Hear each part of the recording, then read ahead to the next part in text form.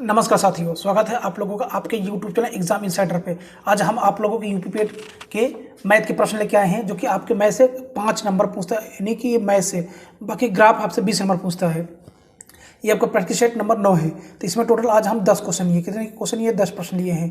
तो आपसे इतना रिक्वेस्ट है कि वीडियो को पूरा जरूर देखा करिए, बीच में छोड़ के मत जाया करिए, नहीं आपका ही नुकसान होगा।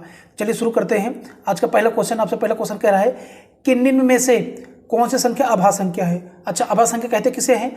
अभाज्य संख्या वो संख्या होती है जो स्वयं किसे स्वयं से एक से किसी अन्य से कट जाए, तो उसे क्या बोलते हैं? अभाज्य संख्या। बाकी भाज्य संख्या किसे कहते हैं? जो स्वयं से और एक से कट जाए, उसे क्या बोलेंगे? भाज्य संख्या। ठीक, तो देखिए यहाँ हमसे क्या पूछा? अभाज्य संख्या नहीं, आपसे ये पूछा है। तो अभाज्य की परिभाषा बस इतनी होती है क्या? जो स्वयं से और एक से कटे। किससे कटे? जो स्वयं से और एक से, किसी अन्य से ना कटे। यदि कोई संख्या अन्य से कट जाएगी तो वो क्या कहलाएगी? भाज्य कहलाएगी। क्या कहलाएगी? भाज्य संख्या कहलाएगी। क्या कहलाएगी? भाज्य कहलाएगी। तो चलिए चेक करते हैं। देखिए आपको इसमें ऑप्शन चेक करना पड़ेगा। बिना ऑप्शन चेक किए आप अपना उत्तर सही नहीं बता सकते कि आपको उत्तर क्या होगा। पहले बार आप खुद देख लीजिए, जिसके लास्ट में एक है, ये तो भाई कहने वाला नहीं, ऐसे नहीं, कोई जरूर नहीं है। चलिए ठीक है, पहले ऑप्शन एक को चेक कर लेते हैं। 1001 है, इसको चेक करिए, इसको काटिए यहाँ पे। अच्छा, पहली बात तो जहाँ जहाँ एक है, ये 2 से 5 से तो कटेगा ही नहीं, सम संख्या से कटेगा ही नहीं। कटेगी तो विषम से कटेगी। तो यही हम बताना भी चाह रहे थे। तो पहली संख्या चेक करते हैं हम लोग। ये देखिए, अगर इसको हम 2 से नहीं कटेगा, 3 त्रिक का 9 नहीं कटेगा। ठीक है, बच जाएगा 1, नहीं कटेगा। 4 से नहीं कटेगा, 5 दूना 10, 5 से भी नहीं कटेगा। 6 से नहीं कटेगा, 7 8 9 10 से भी नहीं। 11 चेक करते हैं। 11, हाँ 11 91 11 बच गया आपका कितना? ये क्या हो गया आपका? यानी 100 11 9 99 होता है। हाँ 11 9 99, इसमें देखिए। ठीक है, अब बचा 1, 11 91 यानी 91 आ गया। यानी कि आपका पहला ऑप्शन कट चुका है, कट गया। यानी ये क्या हो गया है? भाज्य संख्या हो गई। क्या हो गई? भाज्य। देखिए आपका पहला ही ऑप्शन कट गया, बाकी 3 को नहीं कटना चाहिए। फिर 3 को नहीं कटना चाहिए। और हमसे पूछा भी क्या है? अभाज्य संख्या नहीं है, यानी कि वो भाज्य, इसमें चारों में से कोई एक ऐसी संख्या जो भाज्य है। क्या भाज्य है? तो आपका भाज्य यही है, 1001 है। बाकी अब 1301, 1601 और 1901 को यदि आप काटेंगे तो वो क्या होगी? पहले बात कटेगी नहीं, और कटेगी अगर कटती भी है तो किससे कटेगी? स्वयं से कटेगी। किससे कटेगी? स्वयं से और एक से कटेगी, किसी अन्य से नहीं कटेगी। ये आपका 1001 अगर आप चेक कर लें, 1001 तो पहली बात किससे कट गया? आप इसको स्वयं से काट दीजिए। 1001 कट गया, कितना आ गया? 1 है। अब उसके बाद आप इसको एक काम करिए। अब आप 1001 को 1 से काटेंगे, कितना आ जाएगा? 1001 ही आ जाएगा, 1 है। अब किसी अन्य से अभी हम काट के आपको दिखाए 1001, यानी 11 से कट जाएगी। 11 9 99 क्या? 11 91 11। देखिए अन्य से कट गया, यानी कि इसमें आपका उत्तर क्या हो गया? ऑप्शन ए बिल्कुल सही हो गया। उम्मीद करते हैं आपको ये प्रश्न समझ में आ गया होगा। ठीक, चलिए क्वेश्चन नंबर 2 देखिए आपसे क्या कह रहा है। क्वेश्चन नंबर 2 कह रहा है कि चीनी का मूल्य 16 रुपये प्रति किलोग्राम था, उसका मूल्य घटकर 14 रुपये प्रति किलोग्राम हो गया, तो मूल्य में कितने प्रतिशत की कमी आ गई? तो देखिए एक फॉर्मूला पे है कमी प्रतिशत है। कमी ऑब्लिक वृद्धि प्रतिशत बराबर होता है आपका प्रारंभिक मूल्य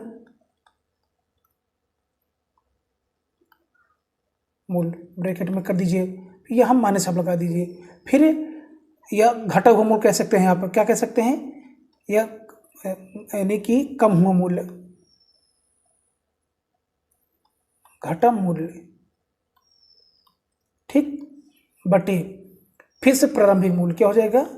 प्रारंभिक मूल्य। इधर से यहाँ गुणे 100 भी होगा, ये होगा फॉर्मूला। तो चलिए लिख लेते हैं। प्रारंभिक मूल्य कितना था? 16 रुपया था। ठीक, चलिए माइनस घट कितना गया? कितना घट गया? 14 रुपया घट गया। यानी कि हमसे तुलना किससे करा था? प्रारंभिक मूल्य से करा रहा था। 16 को नीचे कर दीजिए, गुणे 100 लगा दीजिए। अब उसके बाद यहाँ बचेगा आपका 2, यहाँ 16, यहाँ पर आपका 100, 4 चौक 16, 4 से काटे ना, 4 दूना 8 है, बचे 2, 4 पंजे 20, यानी कि आपका क्या आ गया? 50/4 आ गया। 50/4 देखिए इतना आ गया आपको 50/4। अब देखिए 50/4 आधा होता किसका है, यानी कि 50 का चौथा भाग क्या होगा, 50 का चौथा भाग। इसको हम 50/4 को हम 25/2 भी लिख सकते हैं, यानी 25 का दूसरा भाग, यानी कि 12.5। कितना, 12.5%। उत्तर आपका क्या निकला, 12.5% निकल के आया। ठीक, हाँ 12.5 किस में है, आपका ऑप्शन ए में 12.5% में दिया है। ऐसे भी काट के आप निकाल सकते हैं, 12.5 आ जाएगा। और उसे आपको समय बचाने के लिए अगर आपका कैलकुलेशन मौजूद है तो आप देखिए, यानी कि 50 का चौथा भाग पूछा है, तो 50 का चौथा भाग 12.5 तो होगा, क्योंकि 12.5 को अगर हम 4 से गुणा कर देंगे तो फिर वही आ जाएगा, 50 आ जाएगा। चलिए क्वेश्चन नंबर 3 पे चलते हैं। देखिए क्वेश्चन नंबर 3 क्या आपसे कह रहा है कि 5 के स्क्वायर गुणे 7 के स्क्वायर गुणे 9 के स्क्वायर गुणे 13 के स्क्वायर का वर्गमूल क्या होगा। वर्गमूल पूछा है, वर्गमूल मतलब करनी होता है, यानी कि हम ऐसे करनी बना दें इस टाइप में। इन वैल्यू को वहीं पे लिख दिए, 5/2, उसके बाद 7/2 गुणे 9/2, उसके बाद 13/2। अब एक काम कर लेते हैं, इसको हम ऐसे भी लिख सकते हैं, 5 गुणे 7 गुणे 9 गुणे 3 का पूरे को होल स्क्वायर कर दिया, क्योंकि सम की पावर सेम है। अब देखिए करनी कट जाएगा, जैसे ये स्क्वायर बोलते हैं, ये जो करनी होती है स्क्वायर के बराबर। अगर यहाँ पर है कुछ नहीं है तो मान चलिए ये स्क्वायर है, यहाँ पर अगर 3 होता तो घन हो जाता, 4 होता तो चौथी घात बन जाती। अगर कुछ नहीं तो स्क्वायर हम मानते हैं, क्या होता है, स्क्वायर हमेशा होता है। तो ये भी स्क्वायर है, ये भी स्क्वायर, स्क्वायर स्क्वायर कट गया, आपका बचा क्या, आपका बचा 5 गुणे 7 गुणे 9 और गुणे 3। देख लीजिए आपका इस तरीके आप अपना ऑप्शन चेक कर लीजिए। ऑप्शन, हाँ आपका ऑप्शन डी में इस तरीके से हमको दिखाई पड़ रहा है। तो इस प्रकार से आपका क्या हो गया, ऑप्शन डी बिल्कुल सही होगा। अब चलते हैं हम लोग अपने क्वेश्चन नंबर 4 पर। देखिए आपसे 4 क्या कह रहा है। 4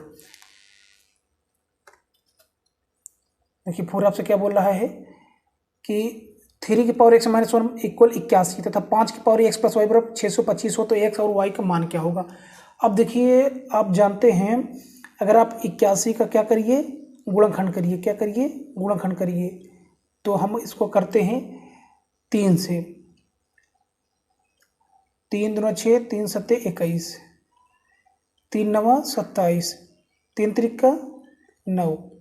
यानी इसका मतलब ये हो साथियों कि आप इसको 81 को, आप 81 को 3 की पावर आप 4 कर सकते हैं। 3 की पावर यानी कि 3 को हम 4 बार मल्टीप्लाई कर देंगे, हमें 81 आ जाएगा। ठीक, तो इसी तरीके से आप इसको भी 625 को भी क्या लिख सकते हैं, यहाँ पे 5 की पावर 4 कर सकते हैं, यानी कि 5 को 4 बार यदि आप मल्टीप्लाई करेंगे तो आपको 625 आ जाएगा। तो उम्मीद करते हैं ये बातें आपको समझ में आई होंगी। अब हम प्रश्न को हल करते हैं, प्रश्न को सॉल्व करते हैं। देखिए प्रश्न आपसे क्या कह रहा है, पहले इसको हम इरेज कर दें ताकि कुछ स्पेस मिल जाए हम लोगों को। ये बातें आपको समझ में आ गया ना कि 81 को हम 3 पावर 4 लिख सकते हैं और 625 को 5 पावर 4। तो अब है हम प्रश्न को सॉल्व करते हैं। देखिए क्या कह रहा है, तो ऐसे आप करिए 3 की पावर x - y इक्वल, हम यहाँ कर दें 3 की पावर 4, इसको 2 पार्ट में से बांट दीजिए यहाँ पे। अब आप करिए 5 की पावर x + 6y बराबर है 5 की पावर आप क्या लगा दीजिए, 4 लगा दीजिए। अब आप देख लीजिए यहाँ भी 3 है, यहाँ भी 3 है, इसलिए हम अब पावर ले लेंगे। x - y इक्वल 4, यहाँ पर भी कर लेंगे x + y इक्वल 4। अब देखिए आपका ये इक्वेशन आप फर्स्ट मान सकते हैं और ये इक्वेशन आपका सेकेंड है।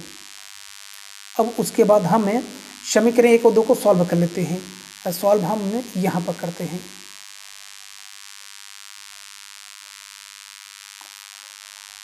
x - y इक्वल 4, अब फिर आपका x + y इक्वल 4। अब इस समीकरण को हल कर देते तो y से y कट गया, अब प्लस x क्या हो गया आपका 2x हो गया, और ये आपका 4 4 8 हो गया। s की वैल्यू निकाल लीजिए, 2 चौको 8 आपको हुआ, x मान 4 है, कितना आ गया x का 4। चेक कर लेते 4 कहाँ पर है, x बराबर, ये देखिए y की आपको 0 चाहिए, ये भी आप निकाल सकते हैं, यानी ऑप्शन डी आपका सही हो रहा है। तो किसी भी समीकरण में x का मान लिख दीजिए, हमें 1 में लिख देते हैं, x का मान कितना है 4 आया है, यहाँ लिख रहे हैं, y का मान हमको चाहिए यहाँ पर 4 है।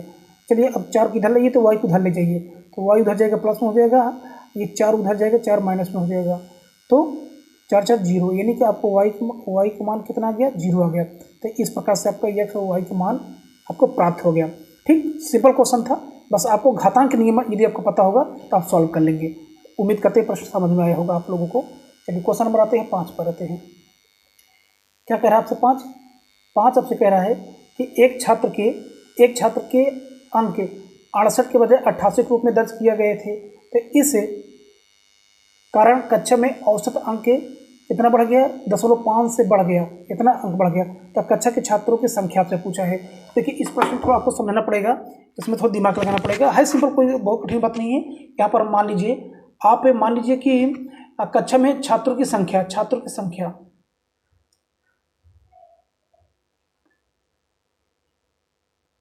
की संख्या बराबर x मान लीजिए आप, या तो n मान लीजिए,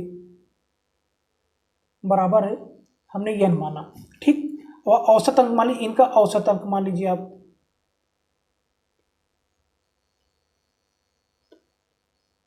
औसत अंक आप x मान लीजिए। अब देखिए, तो जब इनका योग कितना हो जाएगा, जिसे आपको भाई औसत कहता है, क्या है, कुल संख्या की बटा कुल संख्या, तो आपको छात्रों संख्या दिया है, औसत दिया है, तो यानी कि इन छात्रों की संख्या और इनका दिया गया योग, इनका दिया गया अंक का योग हो जाएगा, यानी x हो जाएगा। ये हो गया आपका।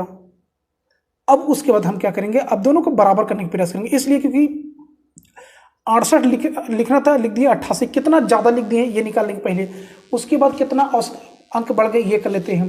तो देखिए आपका योग कितना हुआ, यानी x है। ठीक, उसके बाद कितना बढ़ गया है, यानी कि 88 माइनस 68 कर लीजिए। उसके बाद आप एक काम कर लीजिए कि अब दूसरे वर्ग निकल कितना अंक बढ़ गया, कितना औसत अंक बढ़ गया, इसको हम देख लेते हैं।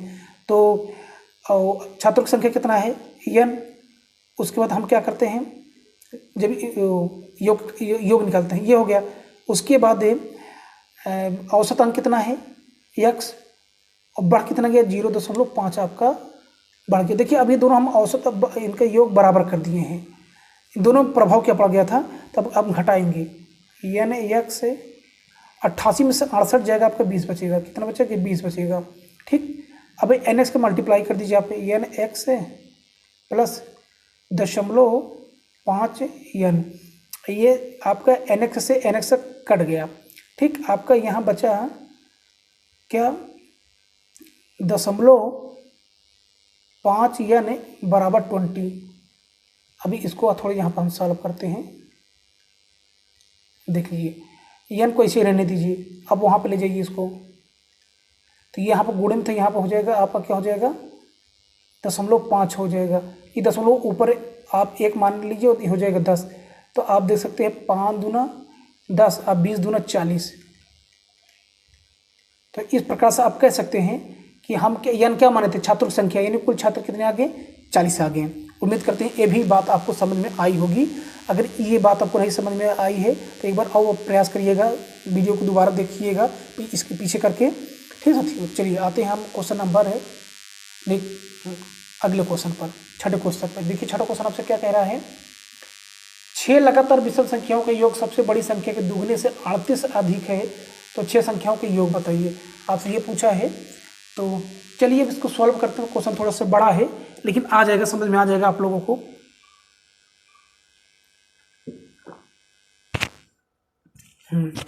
पहले हम 6 लगातार विषम संख्या लिखेंगे, क्या क्या होता है। मान लीजिए पहली संख्या आपकी x, दूसरी आपकी x+2, तीसरी आपकी x+4, चौथी आपकी x+6, पांचवी आपकी x+8 और छठी आपकी x+10। इतना आपको दिया है। देखिए बहुत बच्चे सोचेंगे ये क्या लगातार विषम संख्या है। देखिए हम आपको पता है बच्चों, यदि आप x बराबर 1 मान लीजिए, ऐसे आप इसमें 1 रखेंगे तो 1 आपको विषम हो जाएगा, यहाँ पर 1 रखेंगे तो 1 3 हो जाएगा, तो 1 3 5 7 9 और 11, ऐसे x के मान आप एक करते चले जाइए। देखिए आपको विषम संख्या लगातार प्राप्त हो जाएंगी, 6 लगातार विषम संख्या प्राप्त हो जाएंगी। अच्छा अब क्या बोला है आपसे कह रहा है कि लगातार विषम संख्या के योग सबसे बड़ी संख्या हमारी क्या है, x+10 है, x+10 है, इसके दुगने से 38 अधिक है। तो आप देखिए फिर से हम इसको लिखते हैं, ये तो एक काम हम कर देते हैं, इसको सीधा जोड़ के फिर उसको ये जो बात बोला है उसको हम पूरा कर देते हैं। 1 2 3 4 5 6, कितने 6 आए हैं, कितने एक्स आए हैं, 6 12 है, इसको ऐसे कर लीजिए प्लस है। अब इनको जोड़ते हैं, 4 2 6, 6 6 12, 12 8 20, अब 20 10 से कितना हो जाएगा आपका, नहीं अच्छा हमें पहले भी अभी एक्स का मान निकालना पड़ेगा।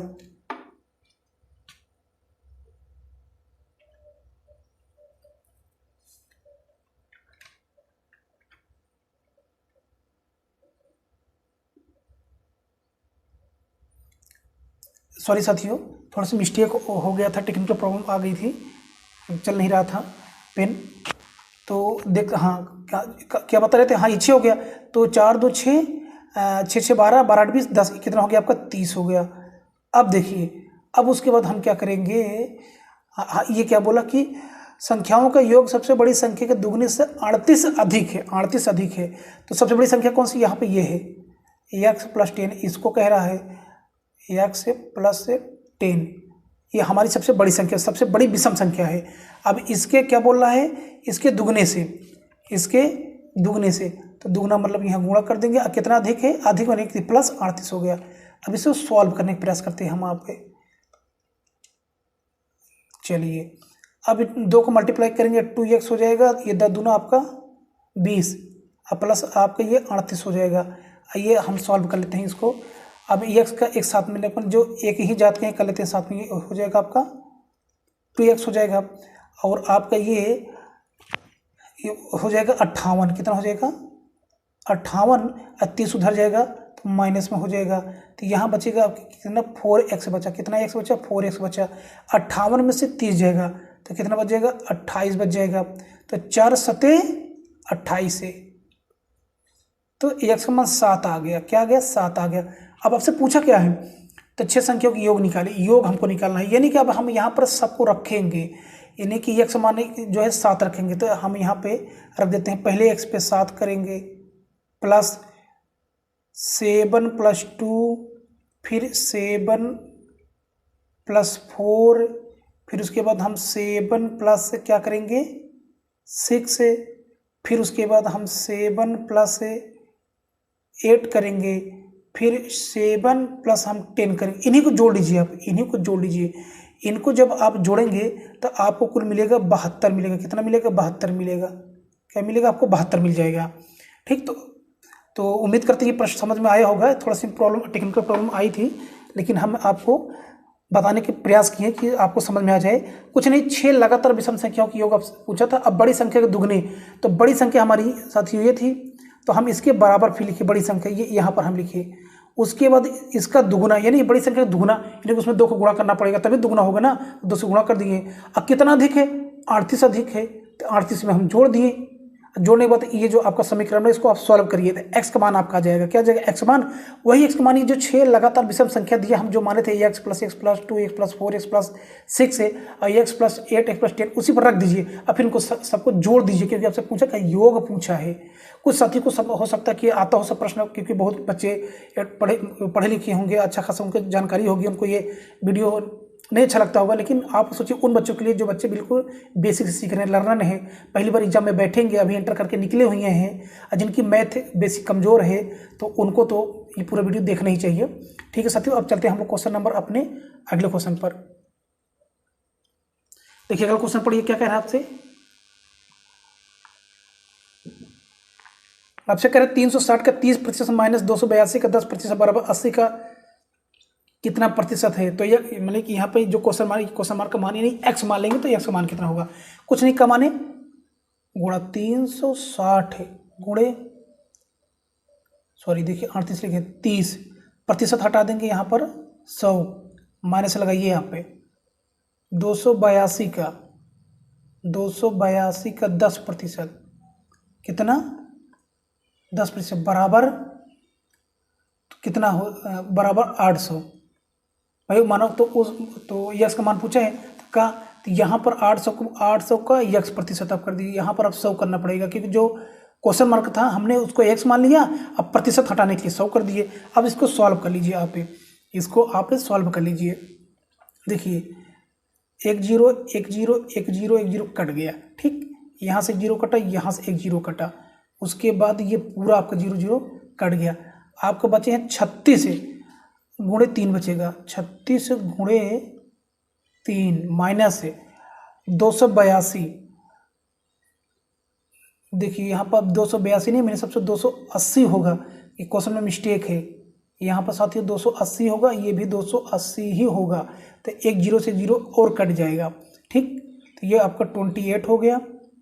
अब देखिए बराबर आपका 8 है, x हुआ। अब आप क्या करिए, अब 36 तीन है, 36 यानी 3 छंग 18, कैरी 1 हो गया, 3 3 9 1 10 108 माइनस 28 ये आपका 8x है। अब 108 में से अगर 28 जाता है तो आपका बच जाएगा 80, तो 8x को इस साइड कर लीजिए और आप 80 को ऐसे कर लीजिए। अब 8 दहम्मा 80 यानी कि x का मान कितना आ गया, आपका 10 आ गया। तो आपका उत्तर कौन सा है? हाँ बिल्कुल से ऑप्शन सी में आपका 10 दिखाई पड़ रहा है। उम्मीद करते हैं समझ में आया होगा। सिंपल प्रश्न सिंपल तो है, लेकिन कैलकुलेशन पे आपको ध्यान रखना है, जिससे गुणा भाग बार बार देखिए हमसे भी मिस्टेक हो जाता है। ठीक, तो आपको भी ध्यान रखना है कि आप पे मल्टीप्लाई करना, जोड़ना, घटाना, गुणा भाग, इस पर ज़्यादा फोकस करिए आप पे, क्योंकि जो ग्राफ वाले होते हैं उसमें जल्दबाजी में ही मिस्टेक हो जाता है। अब होते सिंपल क्वेश्चन, लेकिन आप गुणा भाग करते उसमें कोई ना कोई मिस्टेक आपसे हो ही जाती है। तो हम आप लोग यहाँ पे सिखाने के लिए पढ़ा रहे हैं। तो चलिए अब पढ़ते हैं क्वेश्चन नंबर 8 पर। देखिए 8 आपसे क्या कह रहा है, कह रहे हैं 1 से 50 तक सभी संख्याओं का औसत क्या होगा। औसत, अच्छा औसत पूछा, योग नहीं पूछा है। तो आप जानते हैं कि पहले हम एक काम कर लेते हैं, इनका योग निकाल लेते हैं। क्या निकालते हैं? योग। तो आप जानते हैं कि प्राकृतिक संख्याओं का जो योग का फॉर्मूला होता है, इससे पहले हम लगते हैं बता चुके हैं। क्या होता है? ये होता है n ब्रैकेट में n प्लस 1/2 होता है। तो कुछ नहीं, कितना लास्ट n का मतलब लास्ट संख्या, यानी आपको यहाँ 50 दिया है, या इससे अंदर 50 करेंगे तो हो जाएगा 50 + 51 हो जाएगी, यहाँ 2। आप इसको काटिए तो देखिए अब 25 से करना 25 हो गया, 25 का करिए आपको 2 उधार लगे 2 हो गया। अब 25 पंजे 125 है, 125 में 2 जोड़ देंगे हो जाएगा कितना, 127। 127 यानी 1275 आपका क्या आ गया, 1 से 50 तक तो योग होता है इनका। अब इन्हीं का औसत पूछा, क्या पूछा? औसत पूछा है। तो कुल कितनी संख्याएं हैं आप दिमाग लगाइए, 1 से 50 यानी 50 संख्या। तो औसत क्या होगा, औसत निकालते हैं, औसत 1275 बटे कुल कितना, इतना। आप देखिए एक काट सकते हैं, आप इसको ऐसे भी लिख सकते हैं कि पहले अच्छा 5 से काट दिया जाए, नहीं तो और सिंपल तरीके बताने का प्रयास करते हैं आप लोगों को। 1275 गुणे इसको आप 5 कर लीजिए, इसको 10 कर लीजिए, तो देखिए क्या हो जाएगा, 5 दूना 10, 52 हो गया, 50 हम 25 है, फिर 50 हम 25, बचा आपका क्या 255/10 है। अब एक जीरो है, ऊपर एक अंक में दशमलव लगा दीजिए, 25.5 आपका आ जाएगा।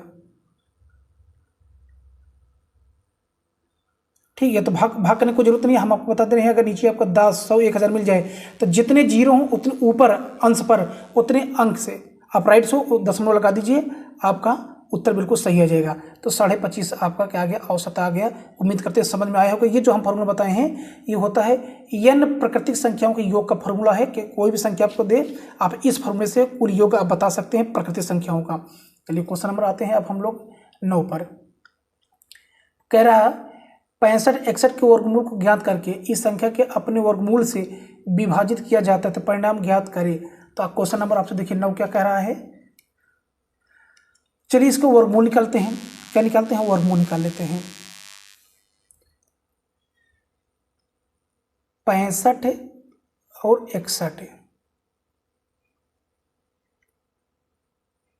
वर्गमूल निकालना है, तो आप क्या करेंगे, इनका आप पेयर बना लीजिए। पेयर बनाना पड़ता है वर्गमूल का। तो अब आप एक काम करिए, 8 28 64 होता है, 7 7 49 होता है, 6 6 36 होता है। यानी कि हम ऐसी संख्या लेते हैं साथियों कि वर्ग उस संख्या का वर्ग होना चाहिए, और जिस संख्या में हम भाग करने उससे ज़्यादा नहीं जाना चाहिए। तो देखिए आपके लिए 8 सबसे उचित पड़ेगा, 8 सबसे ज़्यादा उचित पड़ेगा। 8 28 64 कितनी बार गया, 8 बार आया, कितना 64। तो 5 में से 4 गया 1, ये कट गया। अब इस 8 को ऐसे हम लिख लेते हैं, तो इन 8 को जोड़ लेते हैं, 8 8 क्या हो जाता है, 16 हो जाता है। अब आप अगला पेयर उतार लीजिए। अब देखिए यानी 16, अब क्या करेंगे हम, 16 में से 161 में भाग करेंगे, लेकिन नियम ये है कि एक ऐसी हम संख्या लेंगे जो कि 161 को क्या कर दे, काट दे, तो यहाँ पर हम एक बढ़ा दें, क्या बढ़ा दें, एक बढ़ा दें। तो देखिए कितनी बार हम क्या किए हैं, एक बढ़ाए हैं, तो यानी कि हम एक बार जाएंगे, कितनी बार जा रहे हैं, एक बार, ये नियम आपका कहता है। तो यानी कि 161 को हम एक बार उसका गुणा करें या पढ़ें एक बार, तो हमको 161 ही तो मिलेगा ना, तो ये पूरा पूरा कट गया। यानी कि आपका क्या आ गया, 81 आ गया वर्गमूल, क्या आ गया, वर्गमूल आ गया। फिर कहा क्या है, इस संख्या को अपने वर्गमूल से, यानी कि ये संख्या किसका वर्गमूल है, ये संख्या किसका वर्गमूल, तो 9 9 81 ये किसका है, 9 का वर्गमूल है, तो 9 से इसको भाग करने के लिए बोला, तो 9 9 81, तो आपको उत्तर 9 आ गया। कितना, 9 9 81 होता है। तो आपको उत्तर क्या, देखिए यहाँ पर ऑप्शन नहीं दिया, आपका उत्तर होना चाहिए 9 ही होगा, ये ऑप्शन गलत है, ठीक है, चारों ऑप्शन गलत है, आपका ऑप्शन यानी कि उत्तर आपका 9 होगा। ठीक, यहाँ पर जो ऑप्शन दिया गया है, जो टाइप किया, वो लगता है ऑप्शन को लिखा नहीं सही से, ठीक ना, हम जो बताएं ये सही है आपका। ठीक, तो क्या हो जाएगा, आपको उत्तर 9 हो जाएगा। बोला था कि जो 65 61 का वर्ग होगा, तो 81 हो गया। ये 81 किसका वर्ग है, तो जिसका भी वर्ग है उसी से इसको भाग कर दीजिए, तो 9 9 81 होता, तो 9 आपको उत्तर आ गया। चलिए अब चलते हैं हम लोग क्वेश्चन नंबर है 10 और लास्ट पर। देखिए क्या आपसे कह रहा है, पढ़िए क्वेश्चन को, ये औसत वाले हैं, क्योंकि औसत से आपको एक नंबर फिक्स से पूछेगा।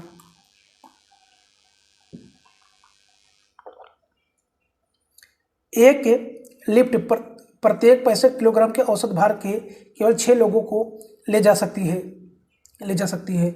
यदि उस लिफ्ट में 5 लोगों का औसत भार 67.2 किलोग्राम है, तो छठे व्यक्ति का अधिकतम कितना भार हो सकता है, आपसे ये पूछा है। देखिए पहले हम कुल भार निकाल लेते हैं। एक लिफ्ट में प्रत्येक 65 किलोग्राम के औसत भार, यानी औसत दिया है, और प्रत्येक 65 किलोग्राम के औसत भार के कुल 6 लोगों को क्या कर सकते ले जा सकती है। तो यहाँ में 6 लोगों को क्या निकालते हैं, कुल भार निकाल, कुल भार का मतलब है कुल योग कह सकते हैं आप, कुल भार। चलिए तो हम कर देंगे 65 गुणे 6, तो ये आपका जब करेंगे आप 6 पंजे 30, 6 छंग 36, 36 और 3 कितना हो गया आपका, फिर से मल्टीप्लाई करते हैं हम लोग, 6 पंजे 30, 6 छंग 36, 6 पंजे 30 हो गया, हाँ 39, 390, कितना आ गया 390। यानी कि 6 लोगों का जो आपका क्या है भार है, देखो प्रत्येक लोगों का भार 1 किलोग्राम है, तो 6 लोगों का हो जाएगा 390। ठीक, चलिए समझ में आया होगा, इतनी बात है। अब हम चलते हैं 5 लोगों को निकालते हैं, ये 6 लोगों का,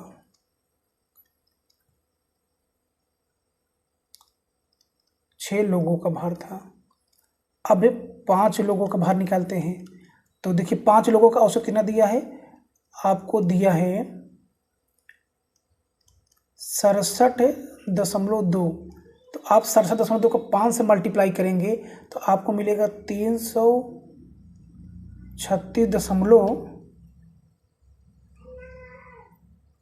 ये जीरो रहेगा, हाँ 336.0 इतना आ जाएगा, यानी 336 आ जाएगा। अब देखिए पूछा क्या है, तो छठे व्यक्ति का अधिकतम भार आपसे पूछा है, तो अब छठे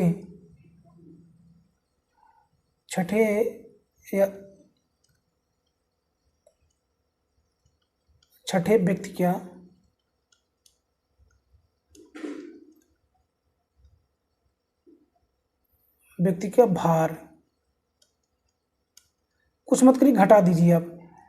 390 में से यदि आप 336 घटाते हैं तो आपका कितना आ जाएगा, 54 आ जाएगा, कितना आएगा 54। ठीक, तो 54, हाँ ऑप्शन डी में आपका 54 दिया है।